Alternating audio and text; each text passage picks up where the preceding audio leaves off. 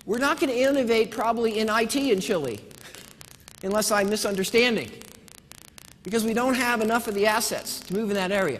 So what we're going to need to do is start our innovation and our productivity growth process from where we are and really build on that strength. We can be productive, much more productive in all the fields in which Chile today competes. And that process of becoming more productive in what we do today is going to allow us to get into new things and new things and new things and new things. That's how economies grow. That's how economies innovate. You know, let's take Japan. You know, Japan is now a world power in many kinds of consumer electronics and robotics and things like that. Well, they didn't start there. They started with black and white television sets 40 years ago. And then they moved to color television sets, and then they moved to VCRs, and then they moved to this. And economic development is a process of building strengths, building capabilities, building expertise, building skills, building a critical mass of companies in a given field. We've got to think about the process of economic development that way. It's not about being in biotech. It doesn't matter if you're in biotech. That's not going to determine your success, whether you're in biotech or not. What's going to determine your success is whether you can be relentlessly driving productivity, getting more innovative and high-skilled at whatever and anything you can do. That's the challenge of competitiveness. And that, in the modern global economy, is going to require a blending of foreign firms and Chilean firms. Chile has to be open. We need the best firms in the world to come here and teach us how to be productive, connect us better to international markets. But we also need Chilean firms to grow up and be part of those clusters that we build. And so we've got to create an economic strategy that really welcomes and celebrates that synthesis, that blending of both foreign and local. Okay. Now the question is, how do we create productivity? What does it take? What are the ingredients? And there, the work that we've been doing at Harvard, at my institute, has kind of taken a number of some big steps in trying to define and understand the productivity model at the national level. And the way we think about productivity now, and the way we think about competitiveness, and the way we try to understand and assess competitiveness at the national level looks something like this. That really at the foundation of any economy and its ultimate success are endowments. Endowments are things like natural resources, of course. Endowments are things like a location in the world. You inherit a location in the world. And location includes not only how far are you from markets, and the answer for Chile is pretty far, but endowment also includes, location includes such things like, are you located efficiently like on the ocean? Because that makes logistics easier for you than a country that would be, for example, landlocked. So location is an endowment. Just the sheer number of citizens, the people, the population is an endowment. Every country has an endowment. And some of those endowments translate directly into prosperity. If you have copper and you can mine it, you can sell it. And that creates a certain amount of prosperity. And so endowments affect prosperity. But what we found over and over again is the endowment itself is not what makes you prosperous. It's how you use the endowment. It's how you deploy the endowment. It's how effectively and efficiently and productive the labor you have is. It's not the location itself. It's whether you can capitalize on the location to make you competitive in terms of particular fields. It's not the natural resources, but it's the efficiency, effectiveness with which you can deploy those resources, utilize those resources, and in some cases, add value to those resources that determines your ultimate prosperity. So that means that we need these two additional levels. We have sort of the endowment level, but then the next level is what we like to call macroeconomic competitiveness. And that has to do